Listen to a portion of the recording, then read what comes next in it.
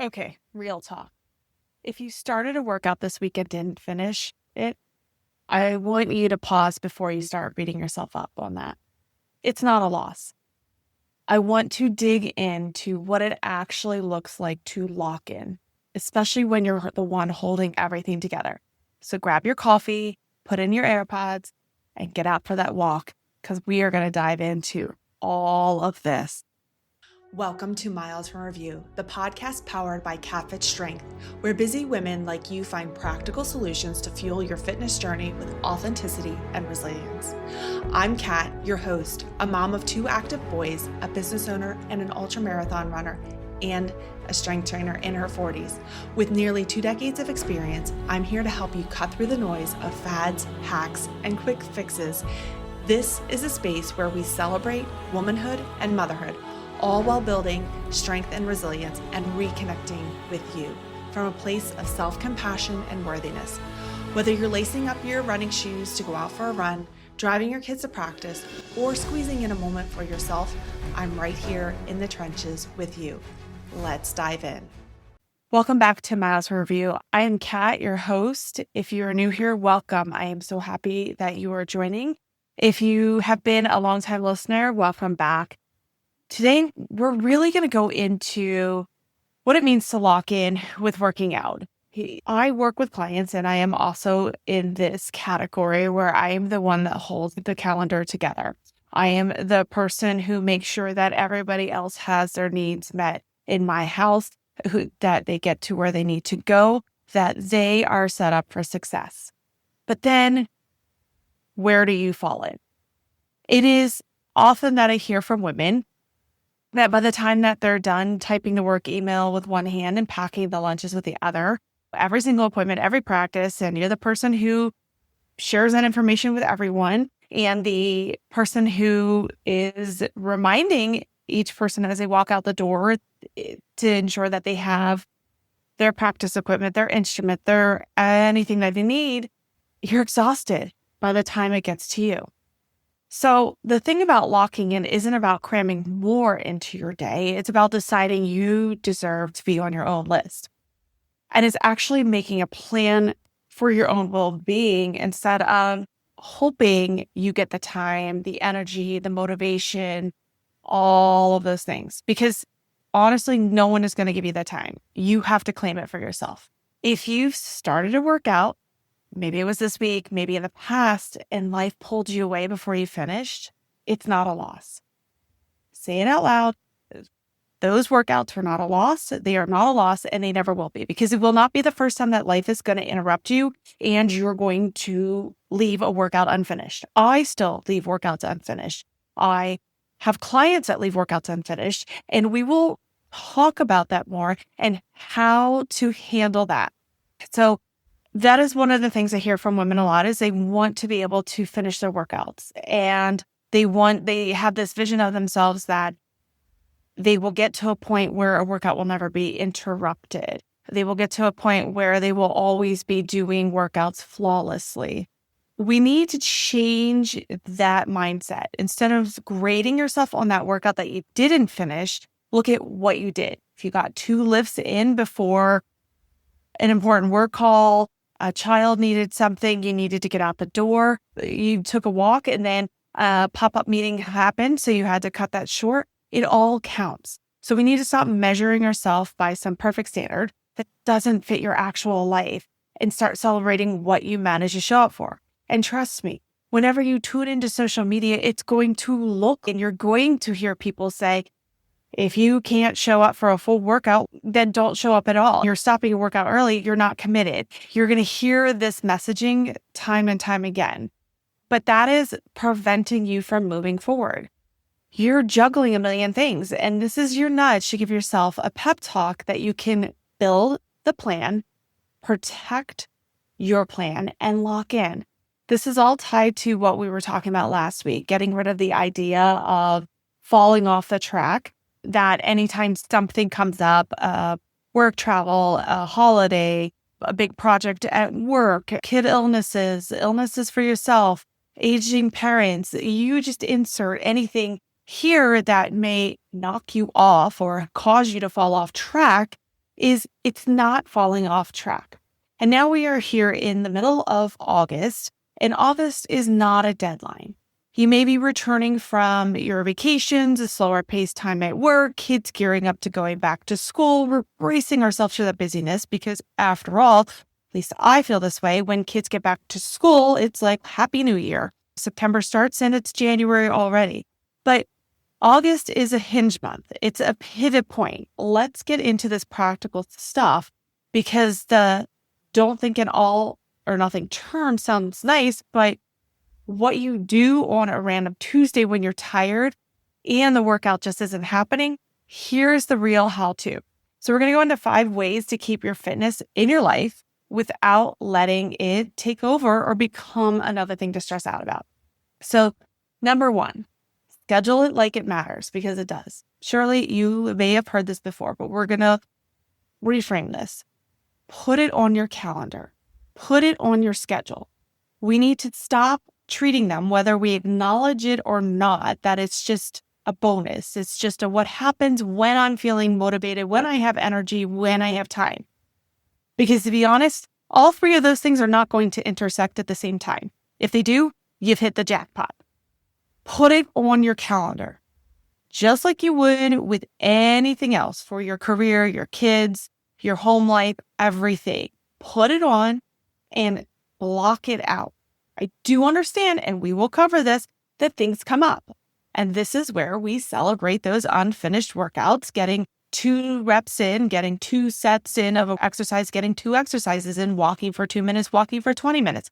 Okay? But you need to start by scheduling it on your calendar and making it a non-negotiable. Now, I'm going to put a little asterisk with that non-negotiable, okay, is we need to frame it out that this is the time that we are working out. And again, we're not focused on this all or nothing at all costs. So it's the time dedicated for you to work out. So plan around that. If you plan this for your family, you need to plan this for yourself.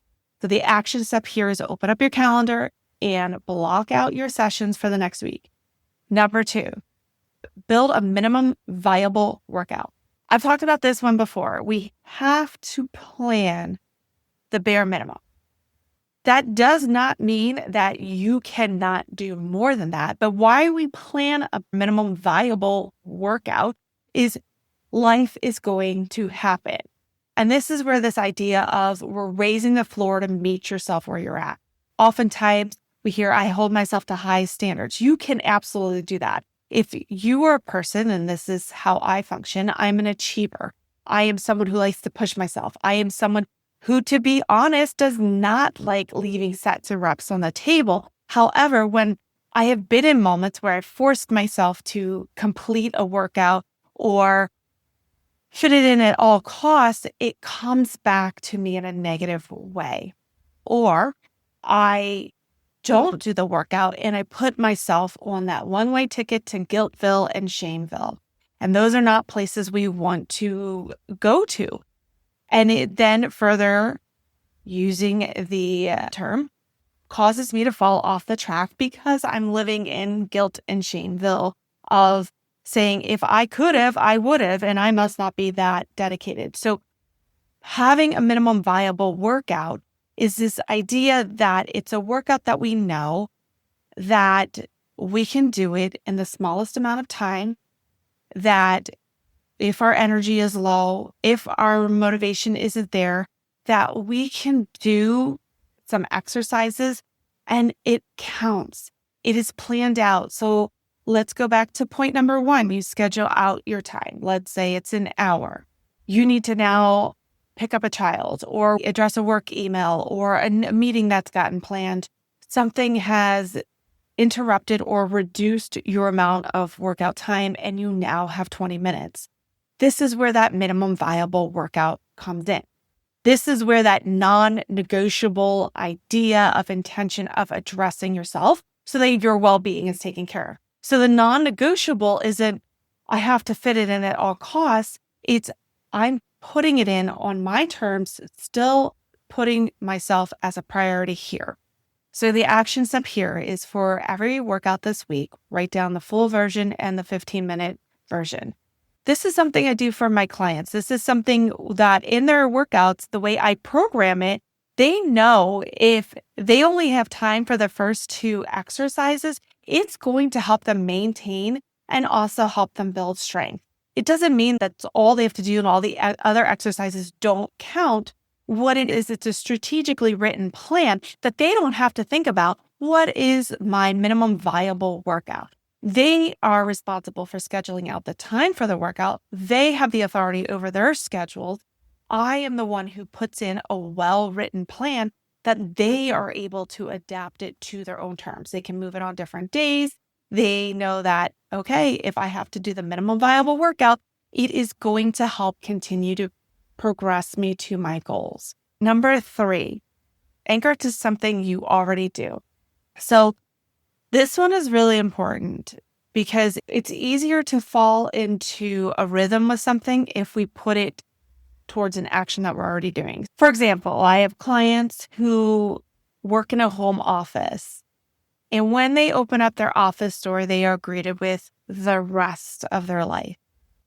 And it makes it harder for them to maybe traverse the steps downstairs to the basement where their workout equipment is, or maybe go into another room because in those 10 steps, they get all the questions because they are the person, the calendar holder, the know everything, the person that everybody goes to. So by the time they address everyone, and even if they have their time scheduled on the calendar, they have your minimal viable workout, all of that gets eaten up because they get deviated from where they're going. So what they will do is they will keep their workout equipment in their office, and their blocked out time for working out is either maybe on a lunch break, or they go to work a bit earlier, or they stay at work later and they get their workout done in their office. And then when they open that door, they've not only moved their career along, but they've also addressed their wellness. And then they can attend to everybody else without feeling like I never got into my workout. So your action step is pick one thing you do every day and stack your workout right after it, before it. Not I'll fit it in, but it is after this, I will do my workout. Or maybe it's before. Number 4, Sunday setup, not Sunday guilt. Take 10 minutes at the start of every week. Look at your calendar. Decide where your workouts fit. It's not about creating a perfect plan and then beating yourself up when it changes.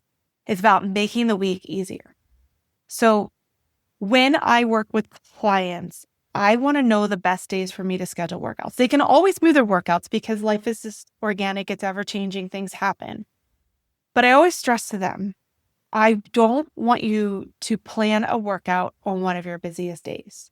So if you have a day of the week, let's just pick Tuesday. Tuesday, there's 4 different activities that you have going on, or that's your day you work late at work. Maybe we're not scheduling a workout on that day. Maybe it's mobility. Maybe it's a rest day. There is no rhyme or reason as to what day you need to work out. There's no scientific reasoning that if you don't get a Monday workout in, your whole week is foiled. No, you need to align it with your week, with what makes sense for your schedule.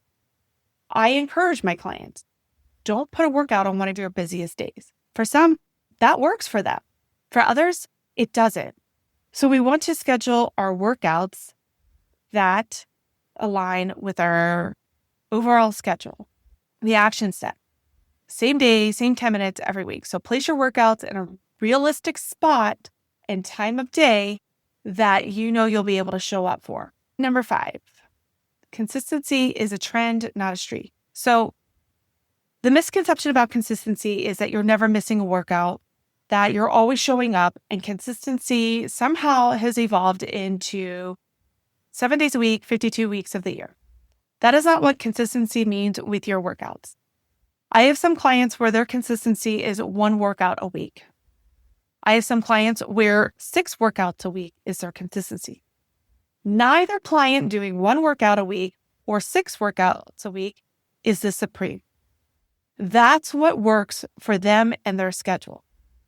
Yes, based on research and physiological aspects of building strength, I would like clients to be able to do 2 to 3 strength training workouts per week.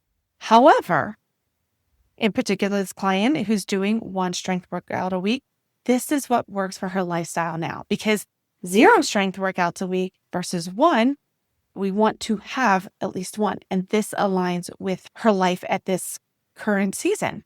Is she capable of doing more? Surely, when her season changes.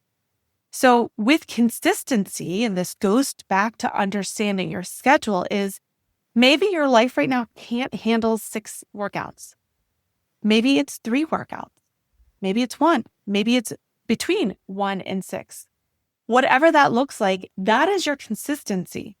Now, going back to this client who's doing 1 strength training workout a week, she finds herself in some weeks doing 2, and other weeks doing 1, another week doing 3. That does not mean she's inconsistent at all. Her consistency is different than other people's. So we want to avoid shaming ourselves where our minimum viable workout weeks are 1. There are times where the client who is doing 6 workouts a week needs to drop down to 4. That doesn't mean she's ruined her consistency streak, because it's not a streak. It is following with showing up on your terms, not when you want to, but being disciplined, scheduling out that time, and knowing that this is important, this is a priority. So the action step here is at the end of the week, don't ask, did I do it all perfectly? Ask, did I move in the right direction most days? So that's the real measure here, is, are we moving in the right direction most of the days?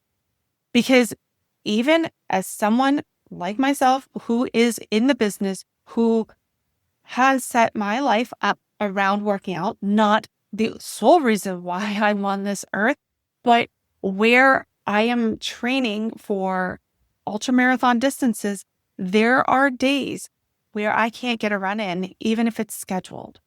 So what I do is adjust, I pivot, or I do a minimum viable workout.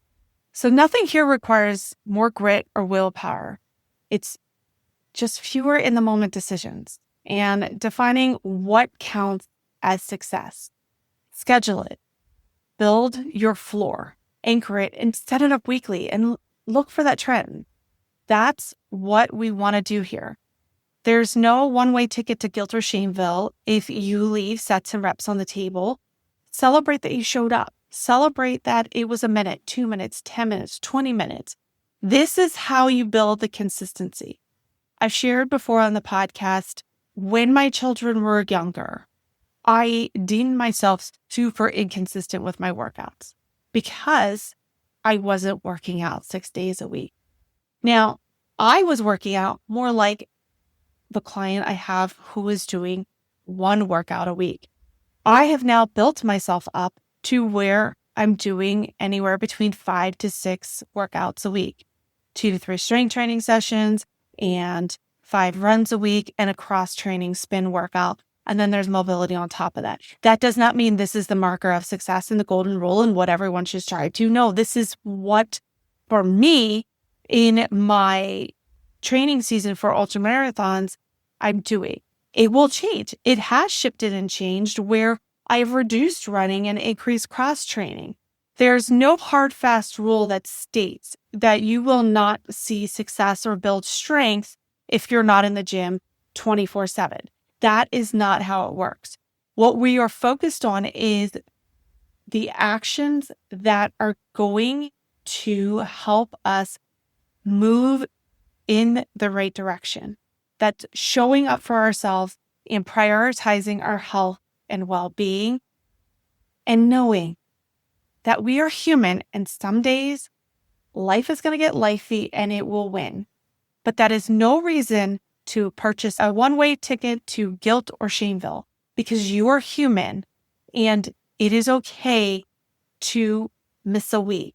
But what it is not okay is to guilt and shame ourselves or compare ourselves to the curated feed of a fitness influencer or even a fit professional. And If they are a true fitness professional, most will say, hey, life happens. It happens with them, and they will be transparent about it. That is all I have for you today. Please, if you have questions on this, hop into the show notes, message the podcast. I respond to every person. If you're not already on my email newsletter, please hop on there. It's the Strong Edit. It comes once a week to your inbox. There's more great information there that can help you out. I always respond to those who reply to the newsletter. And trust me, I won't spam your inbox. I do not have that kind of time. But thanks again for tuning in. Keep moving forward, one step, one rep, 1 mile at a time. Thank you for tuning in to Miles from Review, powered by Catfit Strength. If this podcast inspires you, don't keep it for yourself. Hit follow or subscribe to stay updated on the new episodes, and leave us a review to help more women and moms discover this space. Your feedback fuels this podcast, and I'd love to hear what's working for you or what topics you want to dive into next. You can connect with me on Instagram at Catfit Strength, or share this episode with a friend who is ready to embrace her strength. Remember, fitness isn't about perfection. It's about showing up for yourself and finding strength in every step of your journey. Until next time, keep moving forward, 1 mile at a time.